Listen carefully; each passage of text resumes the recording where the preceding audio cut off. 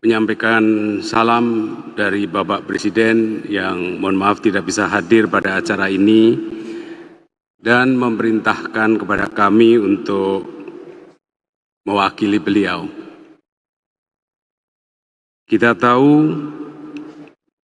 semua tahu dari berbagai pidato yang beliau sampaikan bahwa penghormatan dan komitmen Bapak Presiden Prabowo kepada konstitusi sudah sangat jelas dan sangat tegas.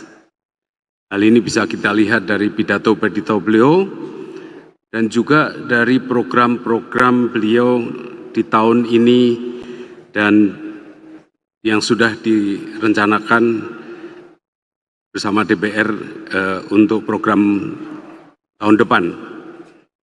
Dalam berbagai kesempatan, Bapak Presiden juga memberikan amanat yang tegas untuk kembali mendalami makna dan menjalankan Undang-Undang Dasar 1945 bagi masa depan bangsa Indonesia secara konsisten. Bapak Ibu yang saya hormati, memperingati Hari Konstitusi adalah mendalami warisan agung para pendiri bangsa. Bapak Presiden Prabowo selalu menekankan bahwa para pejuang kemerdekaan adalah generasi hebat, generasi yang istimewa. Generasi yang merasakan pedihnya penjajahan. Generasi yang melihat dengan penuh cucuran air mata bagaimana kekayaan Indonesia diangkut selama ratusan tahun keluar dari Nusantara. Generasi yang rela mati demi kemerdekaan dan kejayaan Indonesia. Dalam pidato kenegaraan Bapak Presiden di tanggal 15 Agustus yang lalu, Bapak Presiden menyatakan dengan tegas, saya tidak bisa mengikuti intonasinya Bapak Presiden. Kira-kira kalimat beliau adalah, saya melihat ada kecenderungan dari sebagian kaum elit Indonesia, sebagian orang-orang yang memandang dirinya paling pintar di Republik ini. Mereka memandang bahwa pemikiran Bung Karno, pemikiran Bung Hatta, pemikiran generasi 45 tidak relevan lagi di zaman sekarang. Sudah kuno, sudah lawas untuk menghadapi tantangan abad 21. Menurut hemat saya, pemikiran tersebut adalah keliru. Jadi Bapak Presiden dengan tegas menyatakan pemikiran-pemikiran yang menganggap para founding fathers itu sudah tidak relevan lagi, beliau katakan bahwa itu adalah keliru. Kemudian Bapak Presiden juga menegaskan bahwa Bung Karno, Bung Hatta, dan para tokoh generasi 45 adalah pemimpin yang istimewa dan luar biasa. Beliau-beliau adalah arsitek kemerdekaan yang menyusun rancang bangun konstitusi yang tidak terlalu panjang, namun sangat eksplisit dan jelas. Dokumen itu adalah Undang-Undang Dasar 1945. Kembali lagi saya kutip pernyataan Bapak Presiden Prabowo. Undang-Undang Dasar 1945 harus kita pelajari.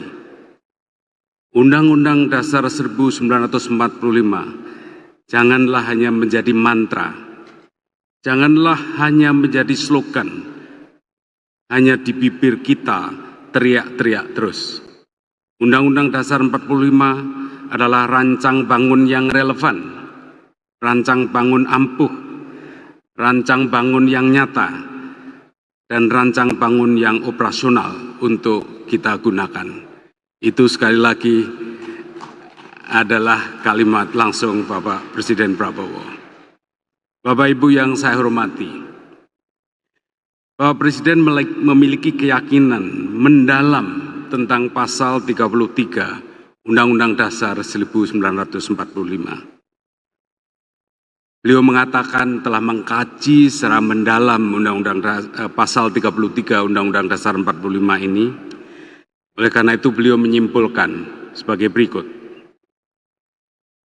Setelah saya pelajari secara mendalam, saya berkeyakinan Undang-Undang Dasar kita, terutama pasal-pasal yang saya sebut, pasal-pasal pengaman, seperti pasal 33 ayat 1, ayat 2, ayat 3, dan ayat 4, adalah benteng pertahanan ekonomi kita.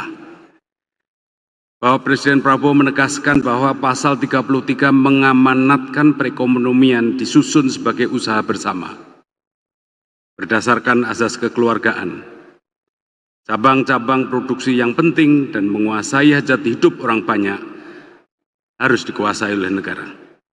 Sekali lagi, saya mau baca langsung kutipan dari kalimat beliau, kalimat Bapak Presiden Prabowo. Kekuatan suatu negara terletak bagaimana negara itu bisa menguasai dan mengelola kekayaan. Karena itu, kita harus berani koreksi apabila kita telah mengambil langkah yang keliru. Bapak Ibu yang saya hormati, komitmen Bapak Presiden tersebut dituangkan dalam berbagai program nyata. Pemerintahan beliau telah menggeser 300 triliun lebih anggaran APBN digunakan untuk hal-hal yang lebih produktif, yang langsung dirasakan oleh rakyat banyak. Ini adalah implementasi nyata dari amanat pasal 33 Undang-Undang Dasar 1945. Pemerintah mempercepat swasembada pangan, mewujudkan sekolah rakyat untuk pemerataan pendidikan, termasuk renovasi sekolah, digitalisasi pembelajaran, kemudian juga sekolah unggul Garuda yang didedikasikan untuk the gifted dan the talented, anak-anak bangsa yang punya keunggulan luar biasa. Kemudian program beliau juga menghadirkan program kesehatan gratis, pemeriksaan kesehatan gratis bagi seluruh rakyat Indonesia, memperkuat bantuan sosial bagi yang membutuhkan. Semua ini bukan sekedar program, ini adalah amanat konstitusi. Ini adalah perwujudan cita-cita kemerdekaan. Merdeka dari penjajahan, merdeka dari penyisinan, merdeka dari kebodohan. Dalam sarasehan ekonomi yang diselenggarakan pada tanggal 8 April 2025 yang lalu, Bapak Presiden menegaskan, sekali lagi saya bacakan kutipan pidato beliau. Ekonomi kita berdasarkan Pancasila dan Undang-Undang Dasar 1945. Ekonomi kita harus berdasarkan sila-sila itu. Berketuhanan harus mengandung persatuan Indonesia. Kita tidak mau pertumbuhan Indonesia bubar. Kita tidak mau menjual kekayaan kita dengan murah. Kita tidak mau menjual tanah kita kepada bangsa asing dengan murah. Tujuan kita jelas. Kita yang berketuhanan, Indonesia yang bersatu dan berdaulat, kemanusiaan yang tidak boleh meninggalkan yang lemah, kerakyatan yang dipimpin oleh hikmat kebijaksanaan, serta keadilan sosial bagi seluruh rakyat Indonesia yang melindungi yang lemah, yang tidak menyuruh yang miskin harus bersaing dengan yang kuat. Bapak Ibu yang saya hormati, atas nama Bapak Presiden, saya mengajak Bapak Ibu sekalian dan seluruh rakyat Indonesia untuk konsisten pada semangat keindonesiaan, semangat mempersatukan kita dalam keberagaman. Mari kita tegakkan semangat kedaulatan kedaulatan yang membuat kita berdiri tegak di antara bangsa-bangsa lain. Mari kita hidupkan semangat patriotisme yang sering dikatakan oleh Bapak Presiden. Patriotisme yang mendorong kita mengabdi untuk negeri, patriotisme yang membangun. Bapak Presiden Pak Prabowo juga meyakini Undang-Undang Dasar 1945 adalah kompas kita. Pancasila adalah bintang penunjuk jalan kita.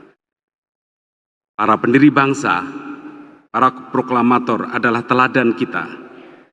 Dan rakyat Indonesia adalah sumber kekuatan kita dan untuk siapa kita bekerja. Dengan tekad yang bulat, kita wujudkan Indonesia yang adil dan makmur, Indonesia yang berdaulat dan bermartabat, Indonesia yang menjadi kebanggaan anak cucu kita. Atas nama Bapak Presiden Prabowo Subianto, saya menyampaikan terima kasih atas dukungan dari semua lembaga negara dan seluruh komponen bangsa untuk menjalankan amanat konstitusi dalam dunia yang nyata. Semoga Tuhan Yang Maha Kuasa senantiasa melindungi kita dan memberkahi perjalanan bangsa Indonesia. Selamat Hari Konstitusi, selamat Hari Ulang Tahun Majelis Permusyawaratan Rakyat Republik Indonesia yang ke-80. Wassalamualaikum warahmatullahi wabarakatuh.